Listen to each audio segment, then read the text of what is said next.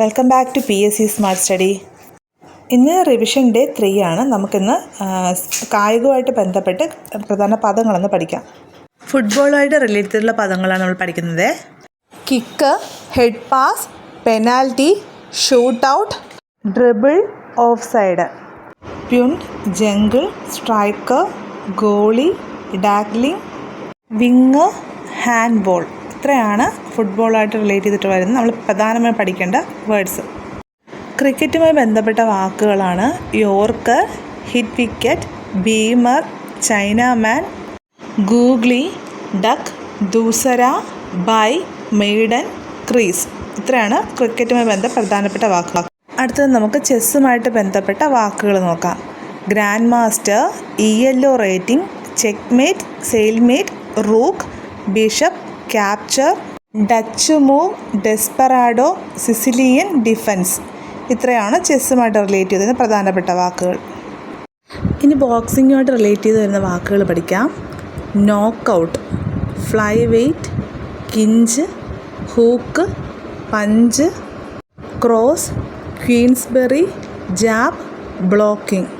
അടുത്ത പോളോ ഗെയിമുമായിട്ട് റിലേറ്റ് ചെയ്ത് വരുന്ന വാക്കാണ് ചക്കർ, മാലറ്റ്, കോർട്ടറ്റ്, നോക്ക് ഇൻ.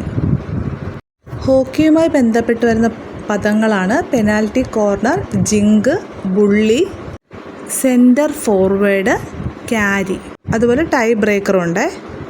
അടുത്തതായി കബഡിയുമായി ബന്ധപ്പെട്ട് വരുന്ന വാക്കുകൾ നോക്കാം. ലോണ, റൈഡർ, ആൻറ്റി, കാൻഡ്. ഇതെല്ലാം തന്നെ മുൻവർഷങ്ങളിൽ ചോദിച്ച വാക്കുകളാണ്. അടുത്തതായിട്ട് നമ്മൾ നവോത്ഥാനവുമായിട്ട് ബന്ധപ്പെട്ട് PSC ബുള്ളറ്റിനിലുള്ള പോയിൻറ്റുകളാണ് ഇതിൽ കൊടുത്തേക്കുന്നത്. അപ്പോൾ ഇതെല്ലാം തന്നെ നല്ല രീതിയിലൊന്ന് പഠിക്കാനായിട്ട് ശ്രമിക്കുക കേട്ടോ. 10ാം ക്ലാസ് SCERT ചാപ്റ്ററിൽ നിന്ന് നമ്മൾ വൈവിധ്യങ്ങളുടെ ഇന്ത്യയാണ് വായിക്കുന്നത്. അധ്യായം 7. 3 വശവും സമുദ്രത്താൽ ചുറ്റപ്പെട്ട ഭൂപ്രദേശമാണ് ഉപദ്വീപ് എന്ന് പറയുന്നത്.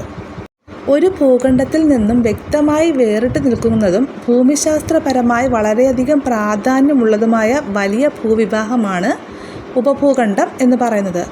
ഇന്ത്യൻ ഉപഭൂഖണ്ഡത്തെ ഏഷ്യയിൽ നിന്ന് വേർതിരിക്കുന്നതാണ് ഹിമാലയ പർവ്വതം. ഇനി ഇന്ത്യൻ ഉപഭൂഖണ്ഡത്തിൽ ഉൾപ്പെടുന്ന രാജ്യങ്ങൾ ഏതെല്ലാമെന്ന് നോക്കാം. Pakistan, Afghanistan, China, Nepal, Bhutan, Bangladesh, Myanmar.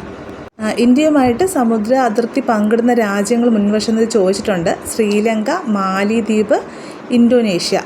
ഇതിലേതാണ് ഉൾപ്പെടാത്തതെന്ന് പറഞ്ഞിട്ട് സ്റ്റേറ്റ്മെൻറ്റ് ലെവലും ചോദിച്ചിട്ടുണ്ട്.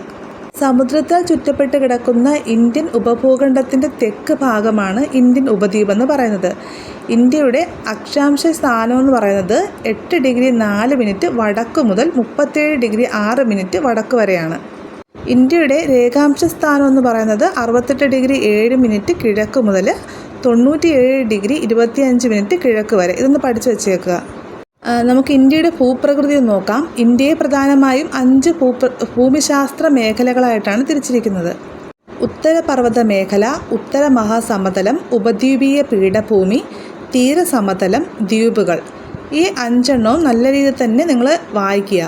ഉത്തരപർവ്വത മേഖല എന്ന് പറയുമ്പോൾ കാശ്മീരിന് വടക്ക് പടിഞ്ഞാറ് മുതൽ ഇന്ത്യയുടെ കിഴക്കൻ അതിർത്തി വരെയുള്ള പർവ്വത നിരകളെയാണ് ഉത്തരപർവ്വത മേഖല എന്ന് വിളിക്കുന്നത്. ഉത്തരപർവ്വത മേഖലയെ 3 തിരിച്ചിട്ടുണ്ട്. ഇത് 3 നല്ല രീതിയിൽ തന്നെ പഠിക്കുക. ട്രാൻസ് ഹിമാലയം, ഹിമാലയം, കിഴക്കൻ മലനിരകൾ.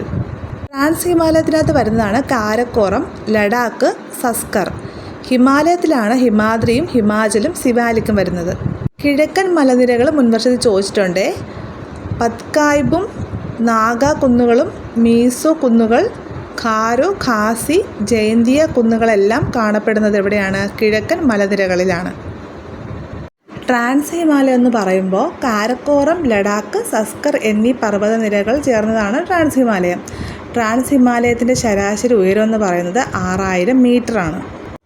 ഇന്ത്യയിലെ ഏറ്റവും ഉയരമുള്ള കൊടുമുടിയാണ് mount K2, Godwin Austen. Mount K2 സ്ഥിതി ചെയ്യുന്ന പർവ്വതനിര ഏതെന്ന് ചോദിച്ചാൽ കാരക്കോറമാണ്. മൗണ്ട് K2വിൻ്റെ ഉയരം 8661 മീറ്റർ. നന്നായിട്ട് പഠിക്കുക. PSCയുടെ ഉത്തരം അനുസരിച്ചിട്ട് അത് 8611 മീറ്ററായിട്ടാണ് കൊടുത്തേക്കുന്നത്. അപ്പോൾ നിങ്ങൾ ഓപ്ഷൻ നോക്കിയിട്ട് കറക്റ്റായിട്ടുള്ളത് മാർക്ക് ചെയ്യുക. അടുത്ത് നമുക്ക് ഹിമാലയം നോക്കാം. ട്രാൻസ് ഹിമാലയത്തിനും കിഴക്കൻ മലനിരകൾക്കുമിടയിൽ വടക്കു പടിഞ്ഞാറ് തെക്ക് കിഴക്ക് ദിശയിൽ സ്ഥിതി ചെയ്യുന്ന പർവ്വതനിരയാണ് ഹിമാലയം. ഹിമാലയ പർവ്വതനിരകളുടെ ഏകദേശ നീളമെന്ന് പറയുന്നത് 2400 കിലോമീറ്ററാണ്. കാശ്മീർ പ്രദേശത്ത് ഏകദേശം 400 കിലോമീറ്റർ വീതിയുള്ള ഉത്തര പർവ്വത നിരകൾക്ക് അരുണാചൽ പ്രദേശിൽ വീതി ഏകദേശം 150 കിലോമീറ്റർ ആണ്. ഉത്തരപർവ്വത നിരയുടെ ഏകദേശ വിസ്തൃതി എന്ന് പറയുന്നത് 5 ലക്ഷം ചതുരശ്ര കിലോമീറ്ററാണ്. ഹിമാലയ പർവ്വത നിരകളെ ഹിമാദ്രി, ഹിമാചൽ, സിവാലിക് എന്നിങ്ങനെ മൂന്നായി തരംതിരിച്ചിരിക്കുന്നു. ഏറ്റവും ഉയരം കൂടിയ ഹിമാലയ ഭാഗമാണ് ഹിമാദ്രി എന്ന് പറയുന്നത്. സിവാലിക് എന്ന് പറയുമ്പോൾ ഹിമാചലിൻ്റെ തെക്ക് ഭാഗത്ത് സ്ഥിതി ചെയ്യുന്നതാണ്. സിവാലിക്കിൻ്റെ ശരാശരി ഉയരം 1220 മീറ്ററാണ്.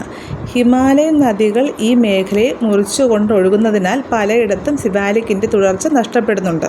നീളമേറിയതും വിസ്തൃതവുമായ താഴ്വരകളായ ഡ്യൂണുകൾ കാണപ്പെടുന്നത് എവിടെയാണ്? ഈ സിവാലിക്കിലാണ്, അതായത് ഡെറാഡൂണിലുള്ള. അടുത്ത എവറസ്റ്റ് കൊടുമുടി ഇമ്പോർട്ടൻ്റ് ആണ്. എനിക്ക് മലയാളവും ഇംഗ്ലീഷും മാത്സും ഇതിൽ ഉൾപ്പെടുത്താനായിട്ട് സാധിച്ചില്ല. പക്ഷേ എല്ലാവരും ഒന്ന് കൺസിസ്റ്റൻ്റായി പഠിക്കുക കേട്ടോ.